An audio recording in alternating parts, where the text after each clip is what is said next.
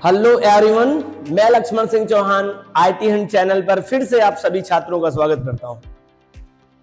जैसा कि हम लोग पाइथन ट्यूटोरियल के क्लास में कंटिन्यूड 1 बाय 1 लेक्चर कंप्लीट कर रहे हैं और आज इसी लेक्चर की कड़ी में आज का जो टॉपिक है वो है बिल्ट इन क्लास टाइप का या प्राइमरी क्लास टाइप का पहला क्लास टाइप जिसका नाम है इंट क्लास टाइप। आज के लेक्चर में हम इंट क्लास टाइप समझेंगे और मैं जब भी क्लास टाइप की बात करूंगा वो क्लास टाइप से इंपॉर्टेंट नहीं है, क्योंकि हमारा जो पाइथन का सी कंपाइलर है, मैंने चर्चा कर रखा है पिछले लेक्चर में, very advance and very sensitive compiler है।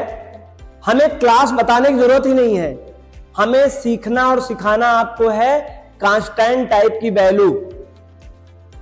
हम अगर आपको सिखाने में कामयाब रहे कि इंटीजर क्लास की कौन कौन सी कांस्टेंट वैल्यू होती हैं और आप उसको सीख गए, तो जैसे वो सेंस कर लेता है वैसे आप सेंस कर लेंगे।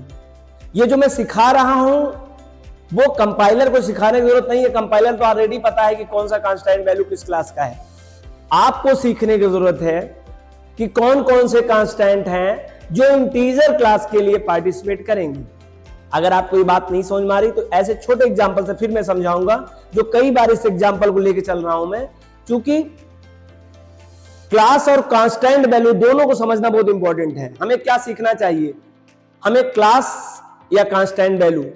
हम क्लास सीखकर भी कांस्टेंट वैल्यू सीख सकते हैं, हम कांस्टेंट वैल्यू सीखकर भी क्लास समझ सकते हैं। हम इसलिए कांस्टेंट वैल्यू सिखाकर आपको क्लास सिखाना चाहते हैं क्योंकि ट्रेडिशनल प्रोग्रामिंग लैंग्वेज में पहले क्लास नेम बताया जाता था, मतलब डाटा टाइप बताया जाता था, फिर उस पर वैल्यू रखी जाती थी। आज के समय में डायरेक्ट वैल्यू दे दिया जाता है, क्लास टाइप बताने की जरूरत नहीं होता है। कंपाइलर तो समझ लेता है लेकिन हम प्रोग्रामर नहीं समझ पाते ये कौन सी जाति का होगा। तो हमें भी तो पता होना चाहिए अगर इस तरह की वैल्यू रखते हो तो कौन से क्लास को डिक्लेयर किया गया, कौन से क्लास को सौंप दिया गया होगा। और क्लास का मतलब ही क्या होता है, क्लास केवल मेमोरी लोकेट करने का काम करता है और मेमोरी लोकेट करने के लिए आपको क्लास नेम बताने की जरूरत नहीं। कांस्टेंट वैल्यू बताइए, जिस वैल्यू पर, जिस वेरिएबल पे आप या ऑब्जेक्ट पे होल्ड करेंगे वो ऑटोमेटिकली उस क्लास को डिक्लेयर कर लेता है। चलें टॉपिक पे बात करते हैं हम लोग फिर से। आज मैं सीखने या आपको सिखाने आया हूं कि कैसे इंटीजर क्लास के कौन कौन से कांस्टेंट वैल्यू होते हैं, किस तरह के कांस्टेंट वैल्यू होते हैं, वही सीखने आया हूं। कांस्टेंट वैल्यू क्या है, जो मैं एग्जांपल के लिए बताने के लिए आपको रोका था। जैसे मेल, फीमेल और सीमेल, मैंने 3 कांस्टेंट वैल्यू का नाम लिया। आप तुरंत कहेंगे सर ये क्लास टाइप कौन सा है, ह्यूमन क्लास टाइप। ठीक उसी तरीके से आज हम लोग इंट क्लास के कांस्टेंट वैल्यू को सीखेंगे, जिससे ऑटोमेटिकली आप क्लास को समझ जाएंगे और वो कौन कौन सी कांस्टेंट वैल्यू हैं वो हम लोग सीखने चल रहे हैं। मैं पहले से ही इंट क्लास को प्री राइट कर रखा हूं व्हाइट बोर्ड पर, मैं आपका वक्त जाया ना हो इसलिए पहले से राइट करके बैठा हूं। मैं आपको लाइन बाय लाइन उसी लाइन के साथ जोड़ता चलूंगा और समझाता चलूंगा। हाँ, बीच बीच में लाइनों के साथ मैं रुक जाऊंगा समझाने के लिए आपको। चलें नोटिस करते हैं हम लोग यहां माइंड अपने आप को। इंट क्लास टाइप हम लोग जो आज सीखने आए हैं वो इंट क्लास टाइप सीखने आए हैं। एक समय था इसी को इंट डाटा टाइप कहा जाता था प्रीवियस प्रोग्रामिंग लैंग्वेज में। हम यहां पर चर्चा नहीं करेंगे क्लास टाइप और डाटा टाइप में क्या अंतर होता है, आप प्रीवियस लेक्चर में देखे होंगे। आइए अब हम लोग अगली लाइन में देखते हैं। Int class type is a sub class type of numeric class. अब आप कहोगे सर उसे इंट क्लास कहूं या न्यूमेरिक क्लास कहूं, तो मैंने प्रीवियस लेक्चर में बताया था कि जो प्री डिफाइंड जितने भी क्लास हैं उनको हमने एक न्यूमेरिक क्लास के अंदर डाल दिया है, चाहे वो इंट हो, चाहे फ्लोट हो, चाहे कंप्लेक्स हो और चाहे बूल हो, चाहे नन हो। तो इसीलिए मैं कह रहा हूं यह जो कंटेंट है जो पढ़ रहा हूं मैं इंट आज, वो न्यूमेरिक क्लास का ही एक सब टाइप है। तो आप इंट एक क्लास है ये समझिए, न्यूमेरिक क्लास वहां आपको नहीं मिलेगा। कंपाइलर न्यूमेरिक नहीं जानता, वो सीधे सीधे इंट क्लास जानता है। मैं आपको समझाने के लिए एक न्यूमेरिक क्लास का नाम ले रहा हूं, जो कि नंबर पे काम करते हैं, इसलिए न्यूमेरिक कह रहा हूं। इंट हो, फ्लोट हो, कॉम्प्लेक्स हो, बूल हो और नन है, ये सब न्यूमेरिक पे काम करते हैं, इसलिए हम लोग इसे न्यूमेरिक क्लास में कहते हैं। कुछ लोग तो नन को हटा देते हैं। इंटीजर, फ्लोट, कॉम्प्लेक्स, ये तो प्योर न्यूमेरिक क्लास में आते हैं, उसमें कोई संदेह नहीं है। आप इसी तरह समझिए, इसलिए न्यूमेरिक क्लास कह रहा हूं उसे, ठीक है। लेकिन कंपाइलर से न्यूमेरिक क्लास नहीं कहेगा, डायरेक्ट इसे इंट क्लास कहेगा। इंट क्लास, आप भी इंट क्लास कह सकते हैं। Int class type is a sub class type of numeric class. Numeric class भी कहें, लेकिन ये ऑफिशियली नहीं कहा जाता है, ये कंपाइलर के लिए सीधे इंट क्लास जानता है और ये नहीं जानता है। जैसे बहुत सारे लोग होते हैं, आपके दुनिया में भी हो सकते हैं, वो केवल मेल को मेल जानते हैं, मानव नहीं जानते हैं। जो मानव नहीं जानते हैं वो मेल फीमेल में डिफरेंशिएट करेंगे, और डेफिनेटली यही होता है। अगर वो मानव जान लेंगे तो डिफरेंशिएट करने की जरूरत नहीं होगी। ठीक, आगे, it is a type of built in class type.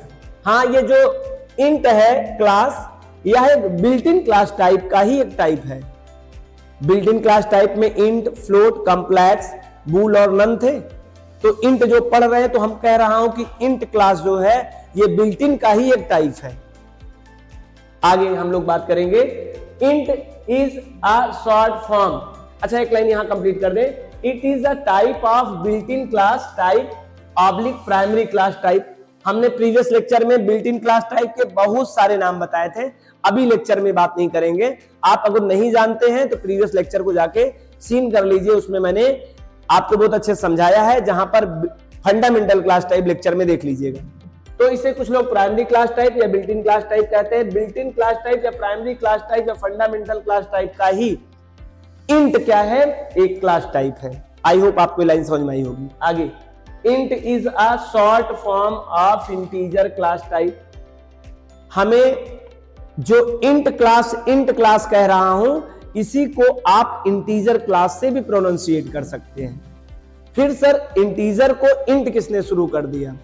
Integer को इंट हमने नहीं शुरू किया, कंपाइलर ने अपने आप को समय बचाने के लिए उसने इंट से हमको रिप्लाइड करता है। हम लोगों को क्या करता है? रिप्लाइड करता है इंट क्लास। जब कभी आप आगे पढ़ेंगे और किसी ऑब्जेक्ट की क्लास जानना चाहेंगे, जाति उसकी जाननी चाहेंगे, क्लास टाइप जानना चाहेंगे, तो वहां पर वो आपको रिटर्न करेगा इंट क्लास टाइप। तो आप इंट कहना शुरू कर देंगे, इंटीजर भूल जाएंगे।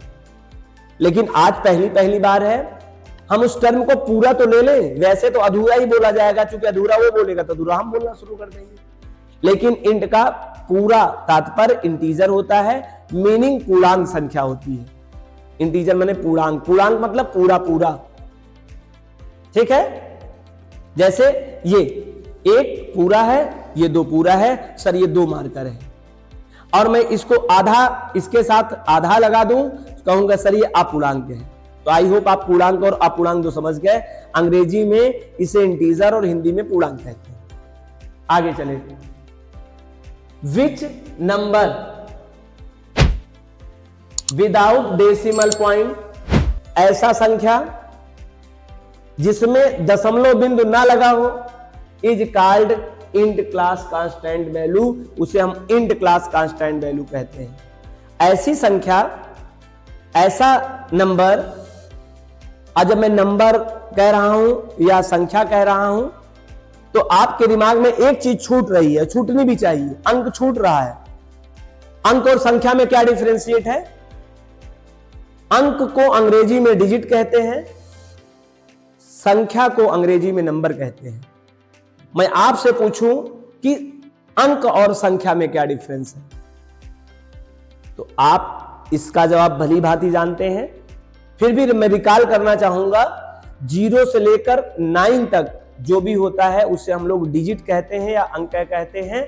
9 के बाद जब 2 डिजिट से शुरू होती है कहानी, तो वहां से नंबर शब्द का उत्पत्ति होती है और वह नंबर अनंत तक जाके ट्रेवल करता है और कर रहा है। तो कोई नंबर या डिजिट जिसके साथ में दशमलव बिंदु ना लगा हो, एक अंक होगा तो पहले दशमलव लगा रहेगा, एक अंक से ज्यादा रहेगा तो बीच में दशमलव लगा रहेगा।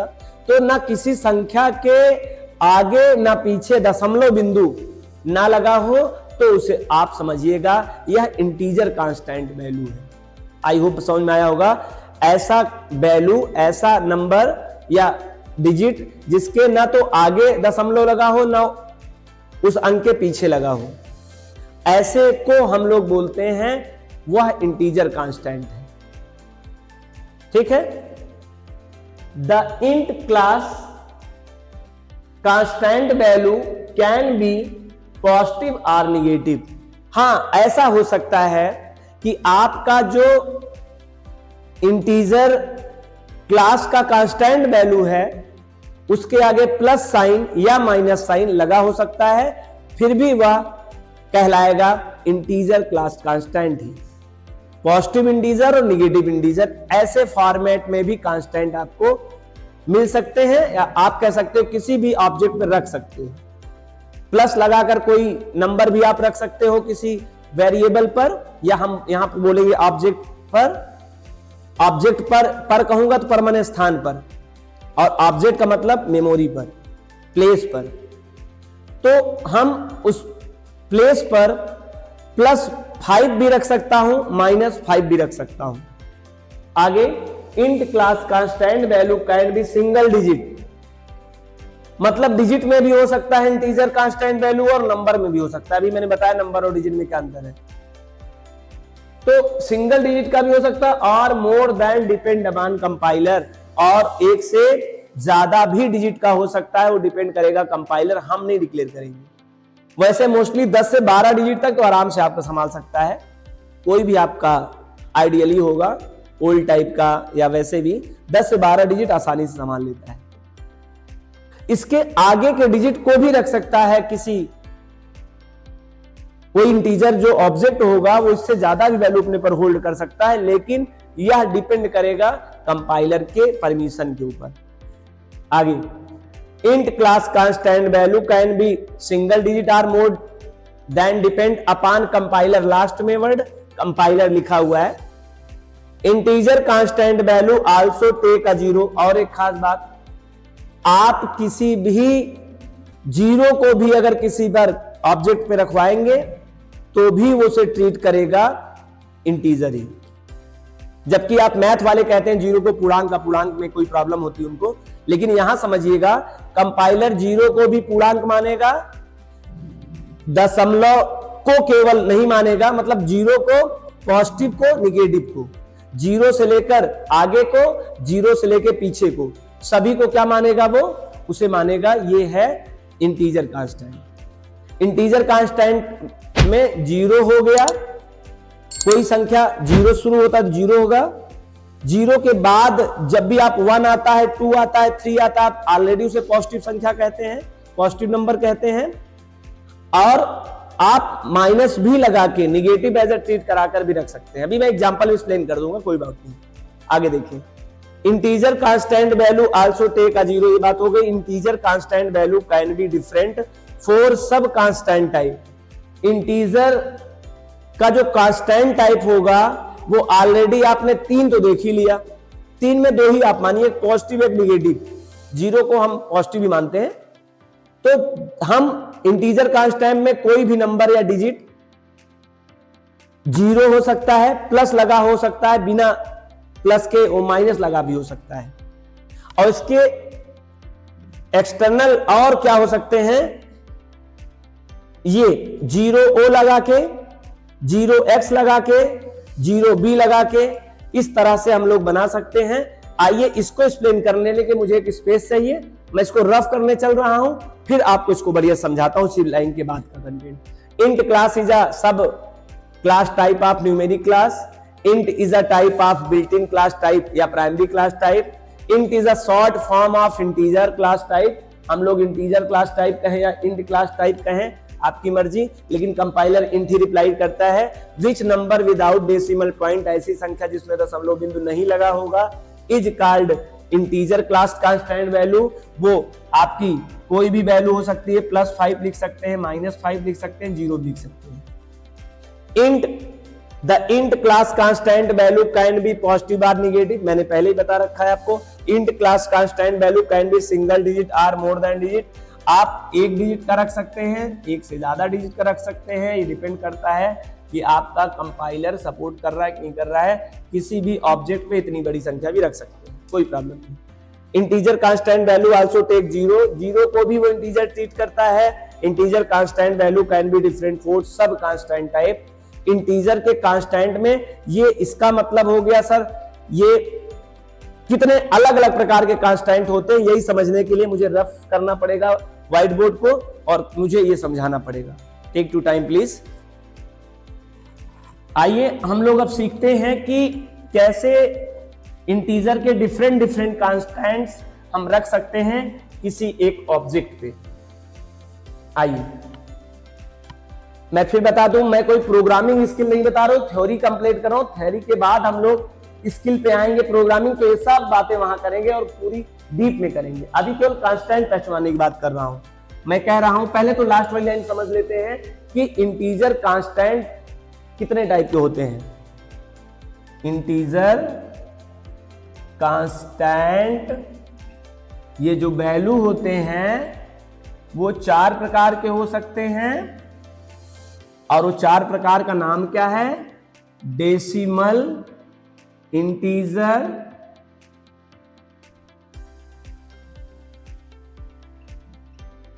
कांस्टेंट वैल्यू,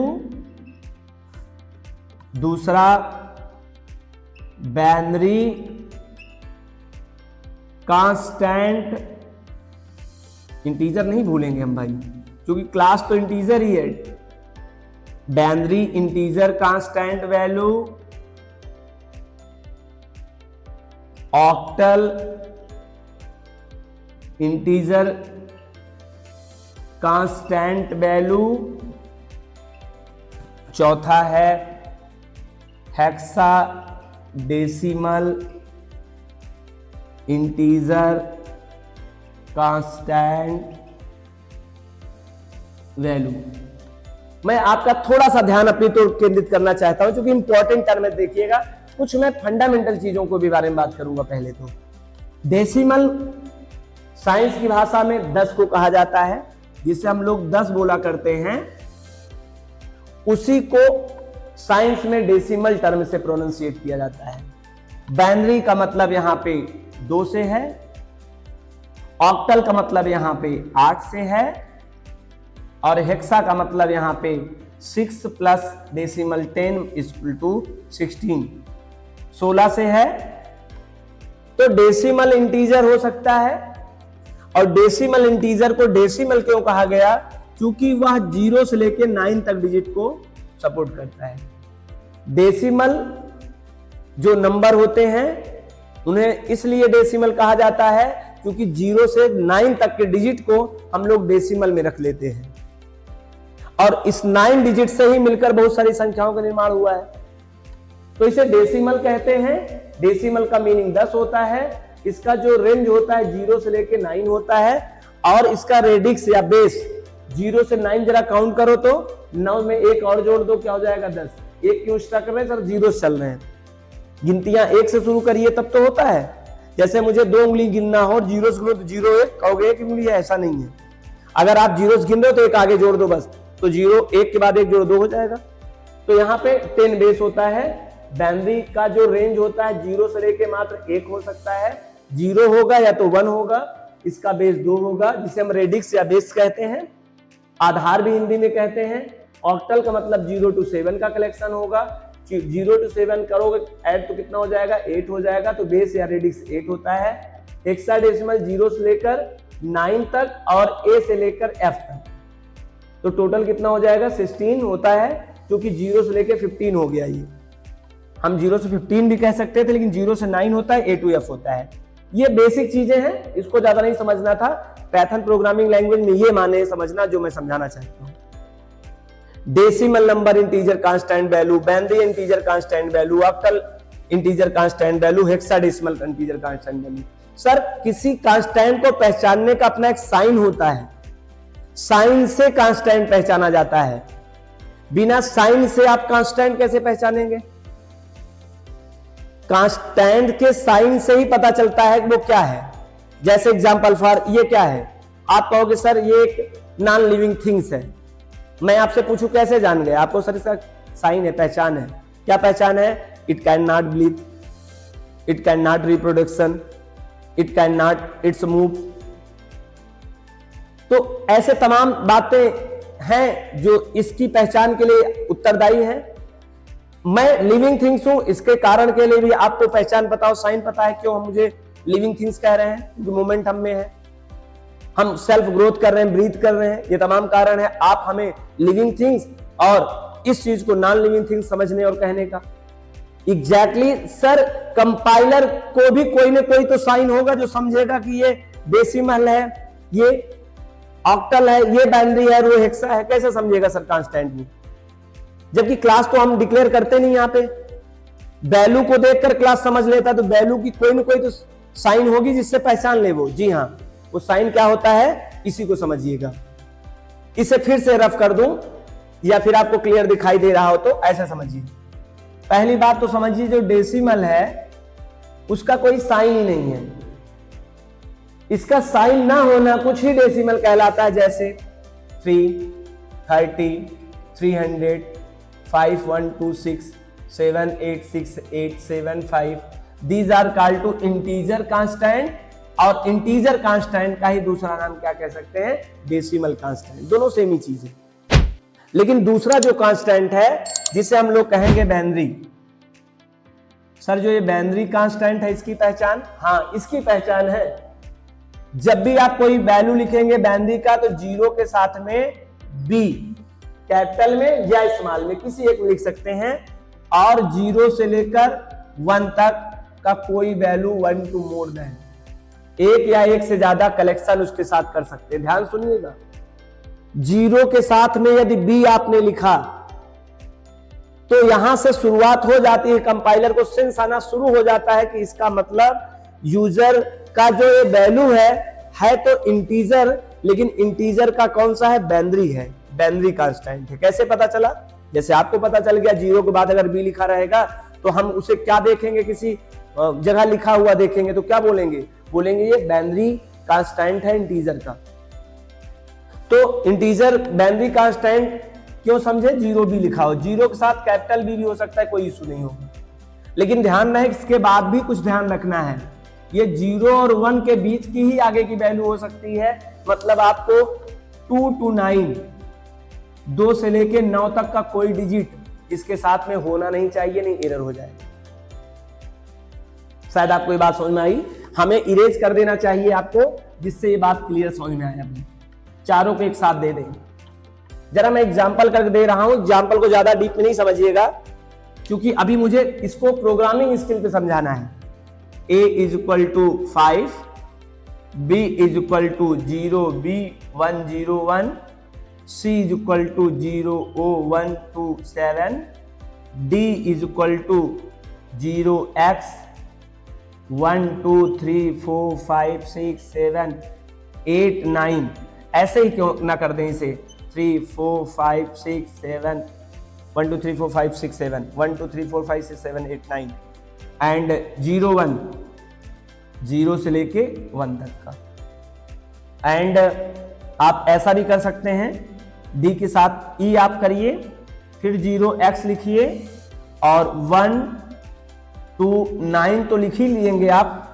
यहां 1 to 9 मतलब समझना 1 से लेकर 9 तक का डिजिट तो लिख ही सकते हो। उसके अलावा A B C D E F आप अपने 0x के साथ में 1 to 9 तो लिख ही सकते हैं। आप A to F भी कैपिटल लेटर लिख सकते हैं। यहां A to F का क्या मतलब होता है पहले क्लियर कर दो। A लिखने का मतलब यहां पे 10 समझेगा कंपाइलर, B का मतलब समझेगा 11, C का मतलब समझेगा 12, D का मतलब 13, E का मतलब 14 एंड F का मतलब 15। एक्चुअली में आप 9 के आगे होता नहीं, इसीलिए उसको, और उसका रेंज होता है 1 to 15, तो 1 to 9 तो उसने डिजिट ले लिया, लेकिन उसके बाद का जो वैल्यू था उसको अल्फाबेट के लेटर में कन्वर्ट कर दिया।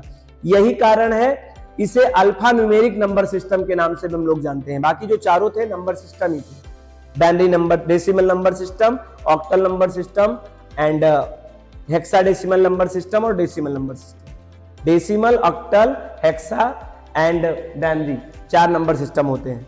और हेक्साडेसिमल नंबर सिस्टम को अल्फा न्यूमेरिक नंबर सिस्टम भी इसलिए कहते हैं क्योंकि उसमें अल्फाबेट भी रहता है और नंबर भी रहता है। चलिए वो अलग की बात थी, यहां से कोई लेना देना नहीं था।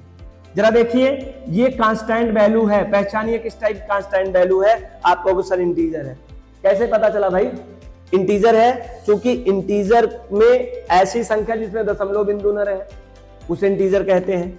अच्छा, a इक्वल टू -5 होता तो also we can say that integer number, because integer जो कांस्टेंट वैल्यू हो सकता है वो माइनस भी अपने साथ में लगा के रख सकता है।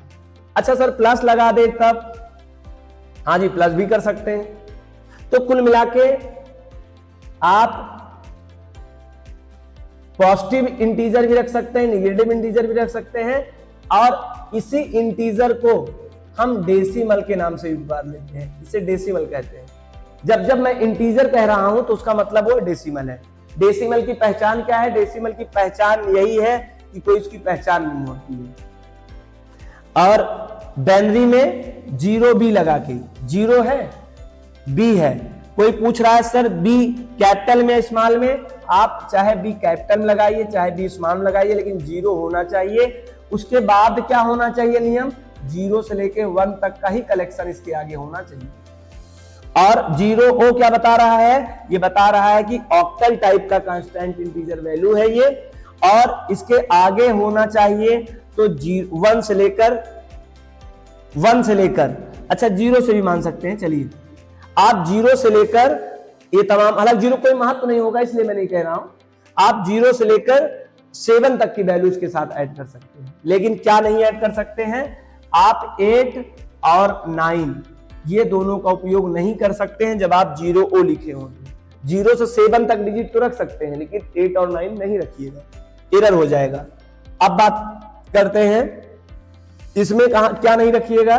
2 से लेकर 9 तक का कोई भी डिजिट नहीं रखिएगा जब आप 0 बी लिखे हो, तो केवल 0 और 1 तक रख सकते हैं।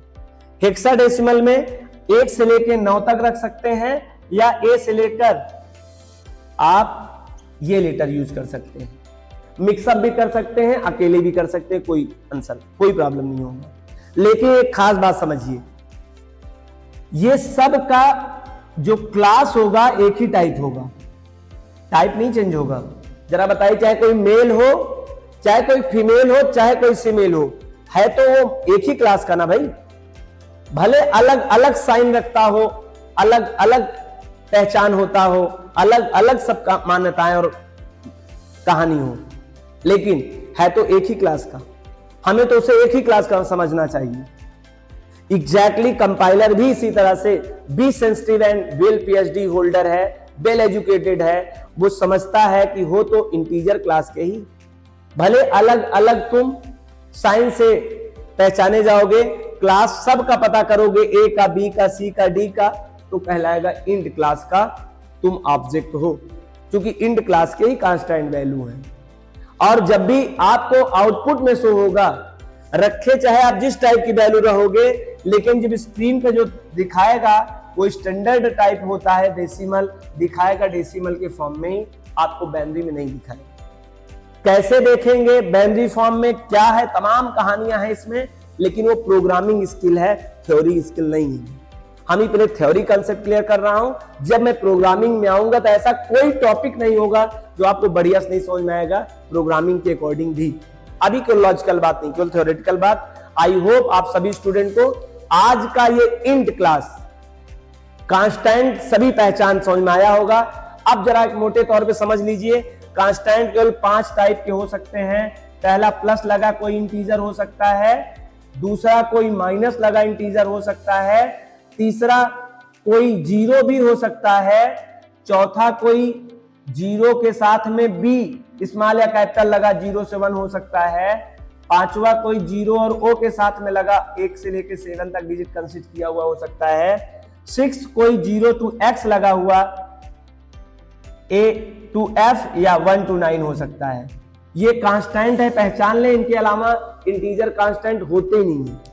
अगर ये 7 आपने कांस्टेंट या 6 कांस्टेंट जो भी है आपके, ये 6 कांस्टेंट, अगर आपने समझ लिया तो आई होप आपको भी किसी को क्लास बताने की जरूरत नहीं पड़ेगी। कांस्टेंट देख के तुरंत क्लास आप चिल्ला देंगे, आवाज लगा देंगे, this is a integer class constant value.